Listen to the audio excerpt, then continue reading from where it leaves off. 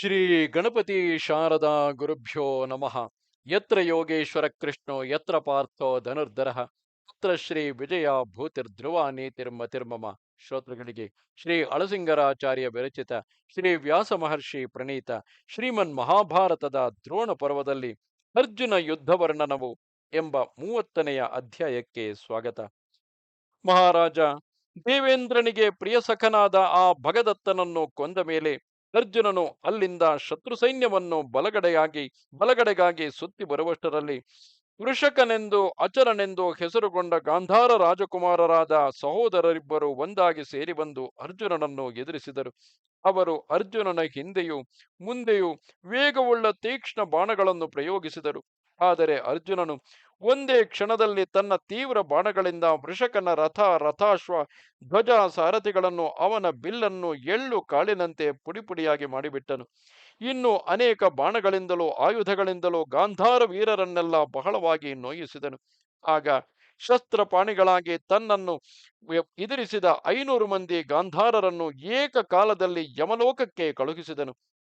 ರಥವು ಮುರಿದೊಡನೆ ವೃಷಕನು ತನ್ನ ಸಹೋದರನಾದ ಅಚಲನ ರಥದಲ್ಲಿ ಹಾರಿ ಕುಳಿತು ಬೇರೊಂದು ಬಿಲ್ಲನ್ನು ಕೈಗೆತ್ತಿಕೊಂಡು ಯುದ್ಧಕ್ಕೆ ಸಿದ್ಧನಾದನು. ಆ ಸಹೋದರರಿಬ್ಬರು ಏಕರಥಾರೂಢರಾಗಿ ಅರ್ಜುನನ ಮೇಲೆ ಬಾಣಗಳನ್ನು ಸುರಿದರು. ಮಹಾರಾಜ, ನಿನ್ನ ಮೈದುನರಾದ ಆ ಸಹೋದರರಿಬ್ಬರು ಇಂದ್ರನನ್ನು ಬಲ ವೃತ್ರರು ಹೇಗೋ ಹಾಗೆ ಅರ್ಜುನನನ್ನು ಎದುರಿಸಿ ಮೇಲೆ ಮೇಲೆ ಬಾಣಗಳಿಂದ ಹೊಡೆಯುತ್ತಿದ್ದರು. ಗ್ರೀಷ್ಮಕಾಲದ 2 ತಿಂಗಳು ತೀವ್ರ ಕಿರಣಗಳಿಂದ ಲೋಕವನ್ನು ಸುಡುವಂತೆ ಆ ರಾಜಕುಮಾರರಿಬ್ಬರು ಒಂದೇ ದೇಹದಂತೆ ಮೈಗೆ ಮೈಯನ್ನು ಸೇರಿಸಿಕೊಂಡು ಏಕರಥಾರೂಢರಾಗಿದ್ದಾಗ ಅವರಿಬ್ಬರನ್ನು ಅರ್ಜುನನು ತನ್ನ ಒಂದೇ ಬಾಣದಿಂದ ಸಂಹರಿಸಿಬಿಟ್ಟನು. ಒಂದೇ ರೂಪ ಲಕ್ಷಣಗಳುಳ್ಳ ಆ ಸಹೋದರರಿಬ್ಬರು ರಥದಿಂದ ಕೆಳಕ್ಕೆ ಬಿದ್ದರು. ಆ ವೀರಕುಮಾರರಿಬ್ಬರು ದೇಹವನ್ನು ಬಿಟ್ಟರು. ತಮ್ಮ ಪರಾಕ್ರಮದ ಕೀರ್ತಿಯನ್ನು 10 ದಿಕ್ಕಿಗೂ ಹರಡಿ ಲೋಕದಲ್ಲೆಲ್ಲ ನೆಲೆಗೊಳಿಸಿದರು. ಆ ಕುಮಾರರ ಮರಣವನ್ನು ನೋಡಿ ನಿನ್ನ ಮಕ್ಕಳೆಲ್ಲರೂ ತಮ್ಮ ಸೋದರ ಮಾವಂದಿರ ಮರಣಕ್ಕಾಗಿ ಬಹಳ ವ್ಯಸನಪಟ್ಟರು. 100 ಮಾಯೆಗಳನ್ನು ಬಲ್ಲ ಶಕುನಿಯು ಆಗ ತನ್ನ ಸಹೋದರರ ಮರಣವನ್ನು ನೋಡಿ ದುಸ್ಸಹವಾದ ಕೋಪದಿಂದ ಕೃಷ್ಣಾರ್ಜುನರನ್ನು ಮೋಹಗೊಳಿಸತಕ್ಕ ಮಾಯೆಯನ್ನು ಪ್ರಯೋಗಿಸತೊಡಗಿದನು.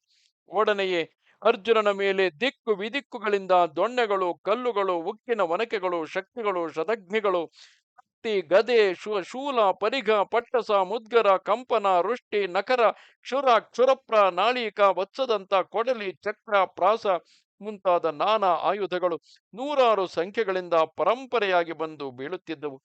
ಇದಾದ ಮೇಲೆ ಕತ್ತೆ, ಒಂಟೆ, ಎಮ್ಮೆ, ಸಿಂಹ, ಹುಲಿ, ಕಡವೆ, ಚಿರತೆ, ಕರಡಿ, ತೋಳ, ಹದ್ದು, ಹಾವು, ಕಪಿ, ನಾನಾ ರೂಪವುಳ್ಳ ರಾಕ್ಷಸರು, ಪಿಶಾಚಿಗಳು, ಪಕ್ಷಿಗಳು ಮುಂತಾಗಿ ಅನೇಕ ಕ್ರೂರ ಜಂತುಗಳು ಹಸಿವಿನ ಆತುರದಿಂದ ಅರ್ಜುನನನ್ನು ಭಕ್ಷಿಸುವುದಕ್ಕಾಗಿ ಬರುವಂತೆ ತೋರಿತು.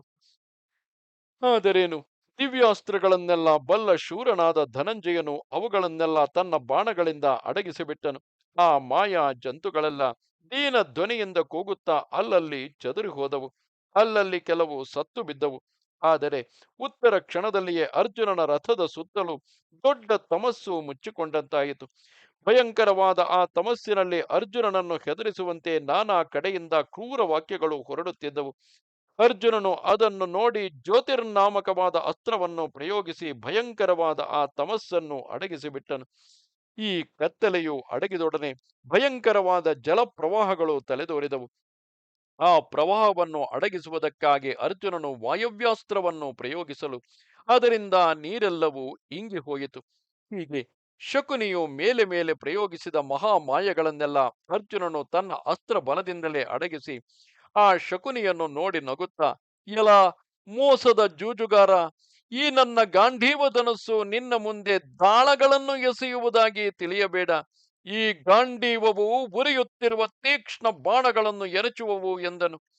ತನ್ನ ಮಾಯಗಳೆಲ್ಲವೂ ವಿಫಲವಾಗಿ ಅರ್ಜುನನ ಬಾಣಗಳು ತನ್ನ ಮೇಲೆ ಬೀಳುತ್ತಿರುವುದನ್ನು ನೋಡಿ ಶಕುನಿಯು ಪ್ರಾಕೃತ ಮನುಷ್ಯನಂತೆ ತಬ್ಬಿಬ್ಬಾಗಿ ಭಯಪಟ್ಟು ಕುದುರೆಗಳನ್ನು ವೇಗದಿಂದ ಬಿಟ್ಟುಕೊಂಡು ಪಲಾಯನ ಮಾಡಿದನು. ಕ್ಷಿಪ್ತನಾಗಿ ಅರ್ಜುನನು ತನ್ನ ಹಸ್ತವೇಗವನ್ನೆಲ್ಲ ತೋರಿಸುತ್ತಾ ಕೌರವ ಸೈನ್ಯದ ಮೇಲೆ ಶರವರ್ಷವನ್ನು ಕರೆಯುತ್ತಿದ್ದನು. ಈ ಅರ್ಜುನನ ಬಾಣಕ್ಕೆ ಎದುರು ನಿಲ್ಲಲಾರದೆ ಕೌರವ ಸೈನ್ಯವು ಪರ್ವತಕ್ಕೆ ಎದುರಾಗಿ ಹೋಗುವ ಗಂಗೆಯಂತೆ 2 ಭಾಗವಾಗಿ ಚದರಿ ಓಡಲಾರಂಭಿಸಿತು. ಕೆಲವು ಸೈನ್ಯಗಳು ದ್ರೋಣನಿದ್ದ ಕಡೆಗೆ ಹೋಗಿ ಸೇರಿಕೊಂಡವು. ಉಳಿದ ಇನ್ನೊಂದು ಶಾಖೆಯು ದುರ್ಯೋಧನನ ಬಳಿಗೆ ಓಡಿತು. ಈ ಸೈನ್ಯಗಳು ಓಡುತ್ತಿರುವಾಗ ನೆಲದಿಂದೆದ್ದ ಧೂಳಿಯು ಎಲ್ಲಾ ಸೈನ್ಯವನ್ನು ಆವರಿಸಿ ಮುಚ್ಚಿಕೊಂಡಿತು. ಆಗ ಅರ್ಜುನನಿರುವ ಸ್ಥಳವೇ ನಮಗೆ ತಿಳಿಯಲಿಲ್ಲ. ದಕ್ಷಿಣದ ಕಡೆಯಿಂದ ಗಾಂಡೀವದ ಘೋಷವೊಂದು ಮಾತ್ರ ಕೇಳಿಸುತ್ತಿದ್ದಿತು. ಆ ಸೈನ್ಯದಲ್ಲಿ ನುಡಿಸಲ್ಪಡುವ ಶಂಖ, ದುಂದುಭಿ ಮೊದಲಾದ ವಾದ್ಯ ಧ್ವನಿಗಳನ್ನೆಲ್ಲ ಮರೆಸಿ ಗಾಂಡೀವ ಘೋಷವೊಂದೇ ಆಕಾಶವನ್ನೆಲ್ಲ ಮರೆಸಿತು. ತಿರುಗಿ ದಕ್ಷಿಣ ದಿಕ್ಕಿನ ಕಡೆಗೆ ಅರ್ಜುನನಿಗೂ ನಮ್ಮ ಯೋಧರಿಗೂ ಯುದ್ಧವು ಆರಂಭವಾಗಿ ನಡೆಯುತ್ತಿದ್ದಿತು. ಮಹಾರಾಜ, ಆಗ ನಾನು ದ್ರೋಣನ ಕಡೆಯಲ್ಲಿ ಇರುತ್ತಿದ್ದೆನು. ಯುಧಿಷ್ಠಿರನ ಸೈನ್ಯಗಳು ಅಲ್ಲಲ್ಲಿ ಸಿಕ್ಕಿದ ಕಡೆ ನಿನ್ನ ಮಕ್ಕಳ ಸೈನ್ಯಗಳನ್ನೆಲ್ಲ ಬಡಿದೋಡಿಸುತ್ತಿದ್ದವು. ಗಾಳಿಯು ವರ್ಷಾಕಾಲದ ಮೇಘಗಳನ್ನು ಹೇಗೋ ಹಾಗೆ ಅರ್ಜುನನು ನಿನ್ನ ಮಕ್ಕಳ ಸೈನ್ಯವನ್ನು ನಾನಾ ಕಡೆಯಿಂದ ಓಡಿಸುತ್ತಿದ್ದನು. ಮಳೆಯನ್ನು ಕರೆಯುತ್ತಿರುವ ಇಂದ್ರನಂತೆ ಎಡಬಿಡದೆ ಬಾಣವರ್ಷವನ್ನು ಕರೆಯುತ್ತಿದ್ದ ಅರ್ಜುನನ ಬಾಣ ವೇಗವನ್ನು ತಡೆಯಲಾರದೆ ನಿನ್ನವರು ಪ್ರಾಣರಕ್ಷಣೆಗಾಗಿ ಮೈ ತಿಳಿಯದೆ ಅಲ್ಲಲ್ಲಿ ಓಡುವಾಗ ತಮ್ಮ ಕಡೆಯವರನ್ನೇ ತುಳಿದು ಕೊಲ್ಲುತ್ತಿದ್ದರು. ಅರ್ಜುನನ ಬಾಣಗಳು ಶಲಭಗಳಂತೆ ಅಸಂಖ್ಯಾತವಾಗಿ ಬಂದು ದುಕ್ಕುಗಳನ್ನೆಲ್ಲ ಆವರಿಸಿದವು. ಹುತ್ತದಲ್ಲಿ ಹೋಗುವ ಹಾವುಗಳಂತೆ ನೆಲಕ್ಕೂ ನಾಟುತ್ತಿದ್ದವು. ಅರ್ಜುನನು ನಮ್ಮ ಕಡೆಯ ಆನೆಗಳಿಗಾಗಲಿ ಕುದುರೆಗಳಿಗಾಗಲಿ ಪದಾತಿಗಳಿಗಾಗಲಿ ಒಂದೊಂದು ಬಾಣವನ್ನು ಹೊರತು ಎರಡನೆಯ ಬಾಣವನ್ನೇ ಉಪಯೋಗಿಸುತ್ತಿರಲಿಲ್ಲ. ಒಂದೇ ಬಾಣಕ್ಕೆ ಸೈನ್ಯಗಳು ಸತ್ತು ಬೀಳುತ್ತಿದ್ದವು. ಮೃತ ದೇಹಗಳಿಂದ ರಣರಂಗವೆಲ್ಲವೂ ವ್ಯಾಪ್ತವಾಗಿ ಮಾಂಸ ಭಕ್ಷಣಕ್ಕಾಗಿ ಕಾದಿದ್ದ ನಾಯಿ, ನರಿ ಮುಂತಾದವುಗಳ ಕೂಗಿನಿಂದ ತುಂಬಿ ಹೋಯಿತು. ಅರ್ಜುನನ ಬಾಣಕ್ಕೆ ಹೆದರಿ ನಿನ್ನ ಸೈನಿಕರು ಬದುಕಿದರೆ ಸಾಕೆಂದು ಓಡಿ ಹೋಗುತ್ತಿರುವಾಗ ತಂದೆಯು ಮಗನನ್ನು, ಮಗನು ತಂದೆಯನ್ನು, ಬಂಧುವು ಬಂಧುವನ್ನು, ಮಿತ್ರನು ಮಿತ್ರನನ್ನು ಲಕ್ಷ್ಯ ಮಾಡದೆ ಆತ್ಮರಕ್ಷಣೆಯೊಂದರಲ್ಲಿಯೇ ಆತುರಗೊಂಡು ತಮ್ಮ ವಾಹನಗಳನ್ನೂ ಬಿಟ್ಟು ಓಡಿದರು.